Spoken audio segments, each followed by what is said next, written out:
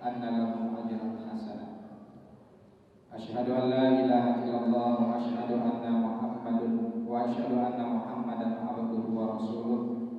Allahumma shalli wa sallim ala sayyidina wa nabiyyina wa maulana Muhammadin wa ala alihi wa ashabihi wa man tabi'ahum bi ihsanin ila yaumiddin, amma ba'du. Hadirin hadirat sekalian yang dimuliakan oleh Allah, setengah dari bulan suci Ramadan sudah pergi meninggalkan kita. Tinggal setengahnya lagi. Orang-orang kalau udah setengah terakhir udah pada sibuk mikirin buat lebaran. Padahal dengan lebaran justru malah bikin badan kita jadi lebaran. Ya kan? Capek-capek diet 1 bulan, masuk Ramadan kita kurusin badan kita, la ilaha illallah.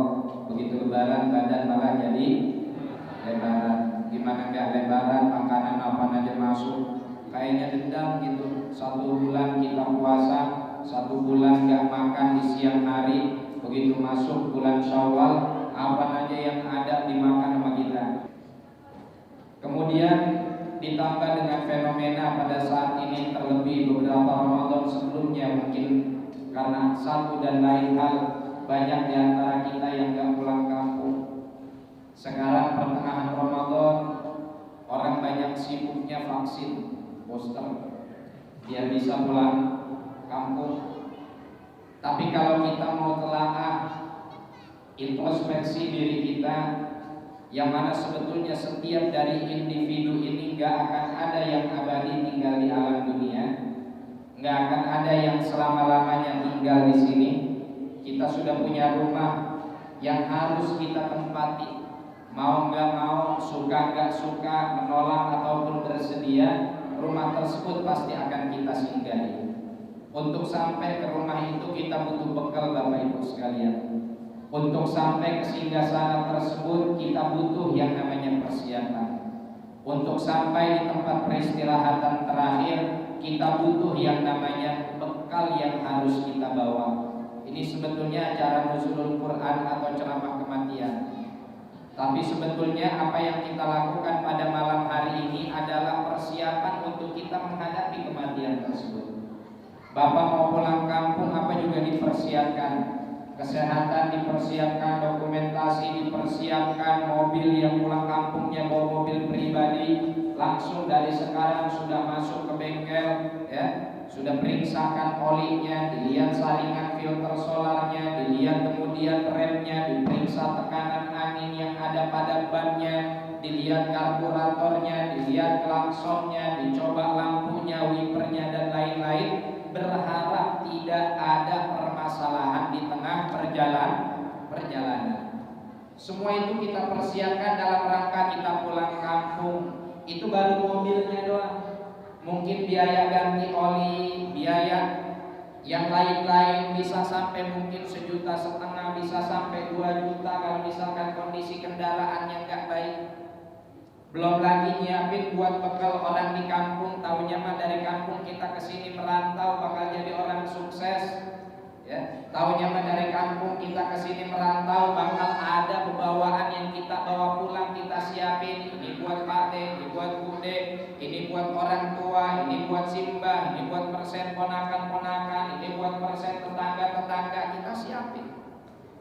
Kuenya, apanya, segala macamnya semua kita persiapkan buat kita pulang kampung. Enggak kita sih, Bapak doang saya enggak. Nah, ini kalau kita mau renungi Bapak Ibu sekalian, persiapan yang kayak ini sebetulnya persiapan untuk hal yang sementara. Bagus. Kita silaturahim, memperpanjang umur, meluaskan rezeki. Man arada an yubsata lahu fi rizqihi wa yuqawwala fi umrihi falyasil rahimah. Orang yang pengen rezekinya luas, yang pengen umurnya panjang, maka harus senang silaturahim.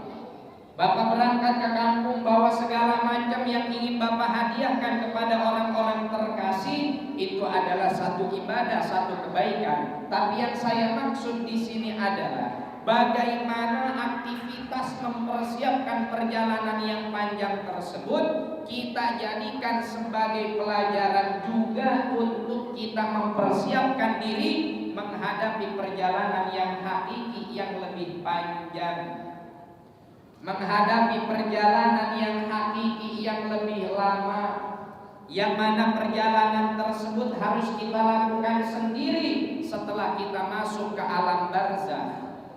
Bapak kalau pulang kampung mungkin sekeluarga enak, rame-rame, ceria, seru, paling banter, iseng. Kalau bapak nyupir sendiri, anak istri udah pada ngantuk ketiduran. Tapi ketika kita pulang kampung menghadap Allah Subhanahu wa Ta'ala, dari sejak kita masuk ke liang lahat atau bahkan dari sejak nyawa kita terpisah, semuanya sudah mulai berjalan sendiri-sendiri. Maka yang harus kita persiapkan pada saat ini adalah bagaimana ketika nanti kita mati, kita sudah punya bekal, kita sudah punya amal, kita sudah punya persiapan. Bagaimana cara menyiapkannya? Sebaik-baiknya tuntunan untuk menyiapkan bekal adalah Al-Qur'an. Kenapa? Karena Al-Quran adalah kitab suci yang memuat seluruh juklak dan juknis petunjuk kehidupan kita. Kalau bapak beli mobil, dikasih buku buat belajar dari buku tersebut bagaimana cara mengoperasionalkan mesin yang ada di mobil, fitur-fitur yang ada di mobil, kemudian kapan bapak harus ganti oli, kapan bapak harus ganti saringan atau filter solar dan lain-lain. Itu semua petunjuknya ada di buku tersebut. Tapi coba kita juga butuh mengganti oli yang ada di dalam diri kita. Apa yang dimaksud mengganti oli yang ada di dalam diri kita? Batin kita butuh stamina, kalbu kita butuh nutrisi, jiwa kita butuh vitamin, yang semuanya untuk menghidupkan hati kita dan juga ruh kita ada petunjuknya di dalam Al-Quran. Makanya di malam Lailatul Qadar Allah Subhanahu wa Ta'ala turunkan kitab suci tersebut sebagai tuntunan buat kita, Bapak Ibu sekalian. Al-Quran bukan buat tontonan yang harus kita taruh di lemari kemudian kita lihat sesekali, hanya kita bersihin pakai kemoceng pada tanggal 29 Sya'ban yang sorenya Menteri Agama lagi sidang isbat. Besok-besoknya apa yang kita lakukan? Wala Quran kita lihat. Jangankan Al-Quran kita baca, disentuh pun enggak, dilihat pun enggak. Teman sahur kita sinetron, teman buka kita sinetron, pulang ngaji kita sinetron. Al-Qur'annya di mana? Al-Qur'annya tetap berada di dalam lemarinya. Padahal Bapak Ibu sekalian, yang namanya Al-Quran, apapun yang berkaitan dengan Al-Quran maka pasti akan menjadi mulia. Apa aja berkaitan dengan Al-Quran, selama keterkaitan tersebut untuk menghormati Al-Quran, maka ia akan terbawa mulia. Tahu kulit sapi, Pak? Kulit sapi tahu kan? Dibikin kerupuk enak kan? Gurih. Dibikin sop enak kan? Enak. Tapi kulit sapi kalau sudah dibikin jadi yang namanya kerupuk, adanya di mana? Adanya di warung.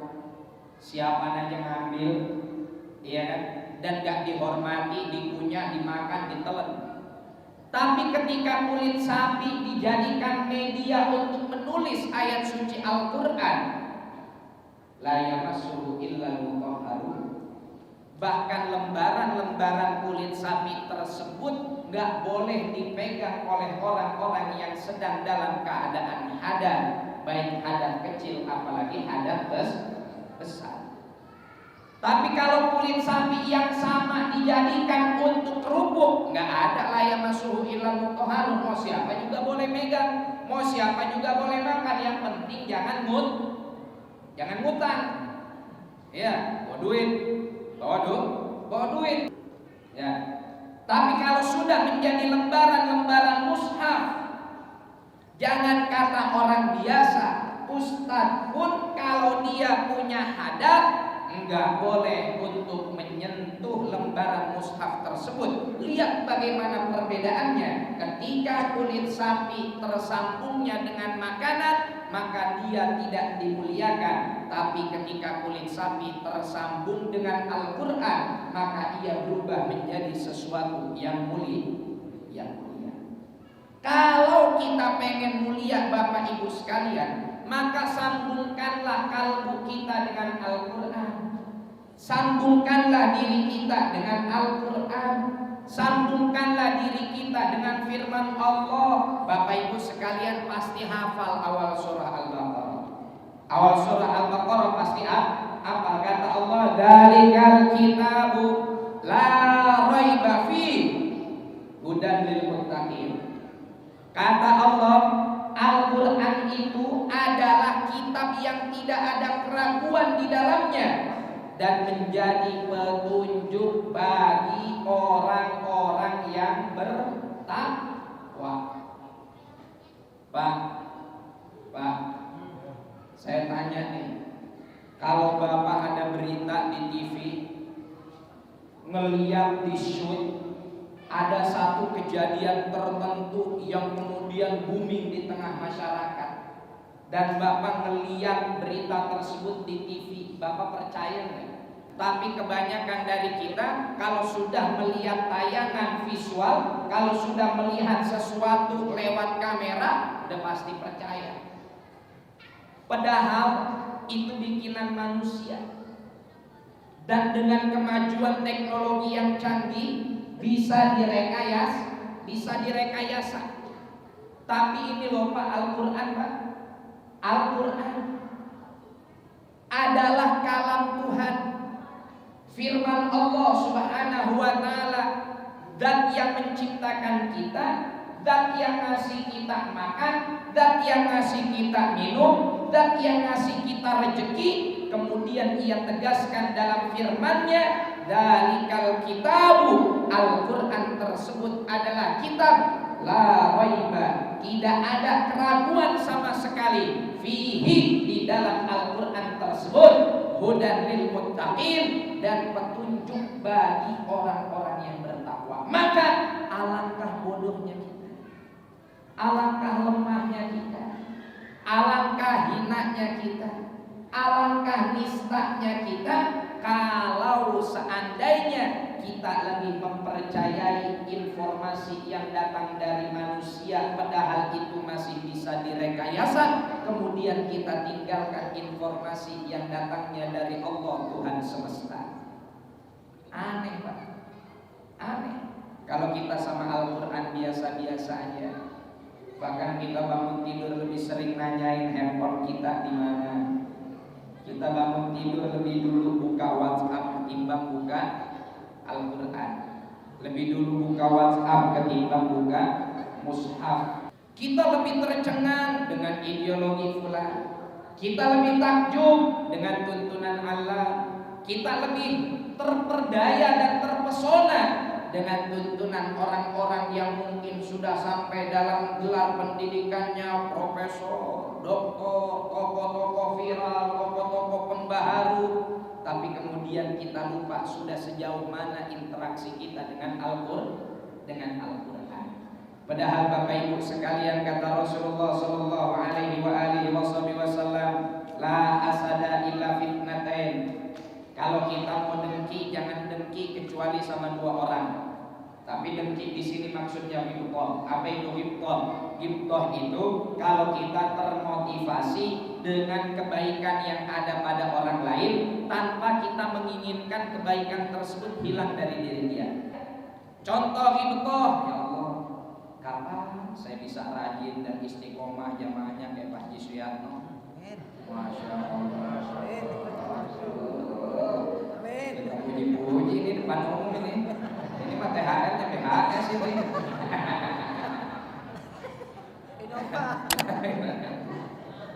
Masya Allah, coba di saat orang lain subuh-subuh masih asik ngebungkel Pak Haji Suyat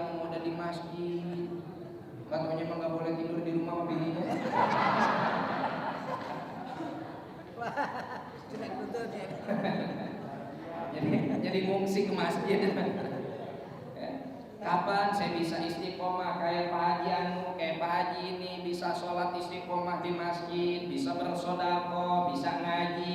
Itu namanya hibtoh, termotivasi. Kalau kita pengen termotivasi, termotivasilah kepada dua orang. Satu, kata Rasulullah, rajulun atahu Allahu malan fahuwa yunfiquhu ana al-laili wa ana an-nahar. Orang yang Allah kasih kemudahan rezeki, kemudian dengan rezeki tersebut dia gunakan untuk bersedekah, untuk zakat, siang dan malam, untuk kebaikan secara umum, ya. Baik itu sifatnya yang wajib ataupun yang sunnah. Nah, itu yang harus kita hifdzi.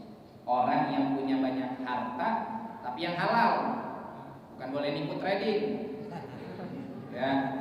Kalau boleh nipu trading, bukan untuk dijadikan motivasi, tapi dijadikan pelajaran untuk dihindari. Ini yang harus kita hifdzi, ini yang harus kita termotivasi dengan dia agar kita bisa melakukan kebaikan tersebut. Yang kedua siapa? Rajulun atahu Allahu Qur'ana, orang yang Allah berikan kepadanya Al-Qur'an, fahuwa yatluhu ana al-laili wa ana an-nahar, kemudian ia baca Al-Qur'an tersebut siang malam.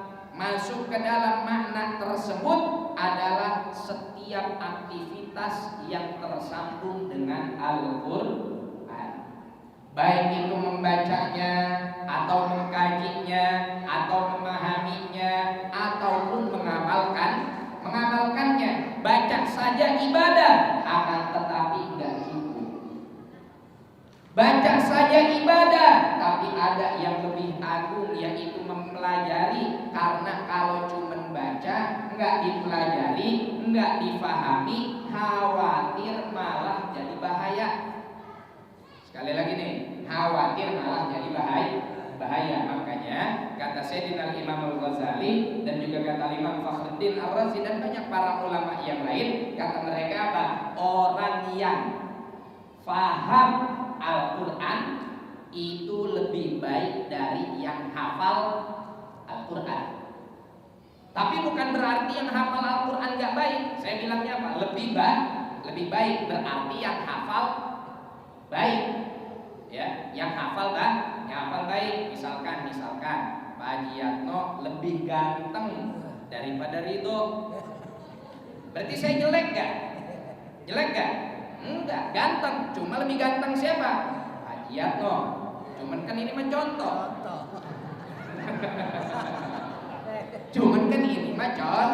Contoh, bukan kenyataan. Ya kalau kenyataan menurut istrinya iya, tapi kalau menurut istri saya kan enggak. Amin. Ya. Jadi gitu, orang yang paham Al-Quran lebih mulia, lebih utama ketimbang yang hanya sekedar menghafal. Bukan berarti yang hafalin gak mulia. Kenapa? Karena kalau orang hafal cuma gak paham, khawatir malah jadi bahaya. Itulah kenapa dalam sholat ulama fikih bilang al-aula bil imamah, yang paling utama untuk jadi imam adalah yang afqah, yang lebih faqih, yang lebih paham fikih sholat ketimbang yang hafal banyak ayat. Karena kalau cuma hafal banyak ayat nggak paham fikih sholat, berbahaya. Bapak Ibu sekalian yang dimuliakan oleh Allah, itulah orang yang harus kita iriin. Ada orang hafid, kita kudu iri. Kapan saya bisa hafal Quran, ya Allah? Saya sholatnya cuma pakai surat ganjokan, ya. Fatihah, Qul a'udzu birabbil falaq, Qul a'udzu birabbin nas. Naik dikit kuliah, pindah dikit tetap pendek juga. Itu juga peder mulu. Inna a'tainakal kautsar fasholli li rabbika wanhar, inna a'tainakal kautsar fasholli li rabbika wanhar, inna a'tainakal kautsar fasholli li rabbika wanhar. Perasaan dari tadi mondar mandir di sini aja, ina lagi lah, belah mana ujungnya, keingetan amil, inna lillahi wa inna ilaihi raji'un. Jauh banget mentalnya, dari juz 30 lari ke juz 2 dari juz 30 lari ke juz 2. Baca inna anzalna, baca atin wa tini wa zaituni wa turi sinina wa hadzal baladil amin, laqad khalaqnal insana fi ahsani taqwim tsumma radadnahu asfala safilin illal ladzina amanu wa 'amilus shalihati wa tawassaw bil haqqi wa tawassaw bis sabr. Hoi, salah gang. Salah gang. La ilaha illallah. Gitu hafalan kita betul, ya. Sering salah kan. Zaman Rasulullah bahwa semua tahu belum ada handphone, belum ada laptop, belum ada kamera, belum ada internet, tapi Rasulullah sudah berbicara tentang internet. Kata Allah Subhanahu wa taala, was-samaa'i dzatir raja', dan demi langit yang memiliki tingkat, yang memiliki zat yang memantulkan. Apa itu zat yang memantulkan? Dalam lapisan atmosfer ada bagian yang digunakan untuk memantulkan sinyal. Was-samaa'i dzatir raja'. Al-Quran udah ngomong tentang teknologi jauh sebelum manusia sampai kepada Renaissance, sampai kepada revolusi industri. Jauh sebelum manusia sampai kepada revolusi sains, Rasulullah sudah menceritakan tentang kemajuan teknologi. Itu informasi dari mana kalau bukan datangnya dari Allah? Itu informasi dari mana kalau bukan Allah yang ngasih tahu? Karena Allah lah yang menciptakan alam semesta ini, maka Allah lah yang lebih tahu apa yang tersimpan di dalam alam semesta ini, maka Allah bongkar semuanya di dalam Al-Quran. Baru manusia bisa ngungkapin satu demi satu. Kapan? Setelah kemajuan teknologi, setelah kemajuan sains modern, yang itu masanya jaraknya cukup jauh dengan kehidupan baginda Nabi Muhammad sallallahu alaihi wasallam, maka mustahil kalau kita katakan Al-Quran ini sebagai karangan Nabi Muhammad sallallahu alaihi wasallam. Dan masih banyak. Makanya banyak ulama muslimin, ulama-ulama modern yang sekarang bikin tafsir, namanya tafsir al-ayatil kauniyah, tafsir tentang ayat-ayat kosmos. Jadi ayat-ayat Al-Quran yang berbicara tentang ilmu pengetahuan itu coba dibuktikan dengan fakta ilmiah, dan semuanya benar adanya, dan semuanya sesuai dengan yang ada di dalam Al-Quran. Itu mah sebetulnya sedikit mukjizat, sedikit informasi dari Allah, cuma buat nambahin keyakinan kita. Tapi sebagai seorang muslim, kita jangan hanya terpaku pada sisi itunya saja. Yang harus kita lakukan sebagai seorang muslim adalah mengamalkan perintah-perintah yang ada di dalam Al-Quran, menjauhkan larangan-larangan yang ada di dalam Al-Quran. Karena kalau kita hanya terfokus kepada ayat-ayat yang sifatnya sains saja, atau yang membuktikan fakta ilmiah saja, kemudian kita tidak pakai ayat-ayat yang berkaitan dengan interaksi kita secara langsung kepada Allah melalui ibadah, maka semua juga akan berakhir sia-sia. Tetap kembalinya kemana? Wa aqimus shalah wa atuz zakat kutiba alaikumus syiyam syahrul ramadhan uhilla lakum lailatas syiyami rafathu ila nisaikum kunna libasul lakum wa antum libasul lahun innamal khamru wal maisir wal ansab wal azlamu rijsun min amali syaitan la taqrabuz zina innahu kana fahishatan wa sa'a sabila. Dan ayat-ayat yang seperti ini,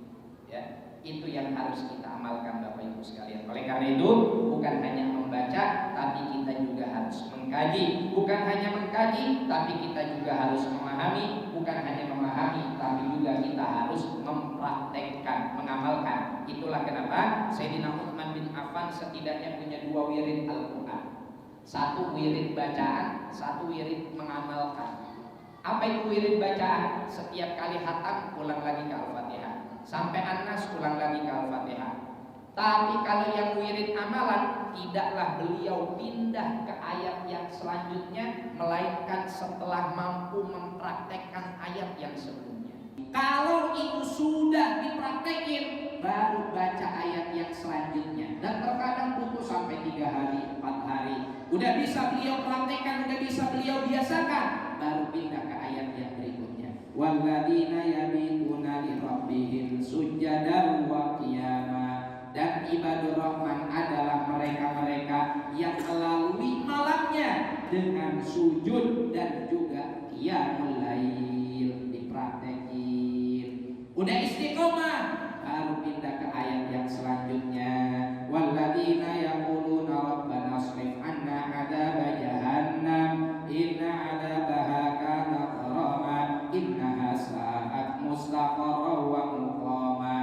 Selalu berdoa kepada Allah, minta dilindungi dari siksa api neraka, minta dilindungi dari siksaan jahanam, mendoain dirinya dan juga orang-orang lain.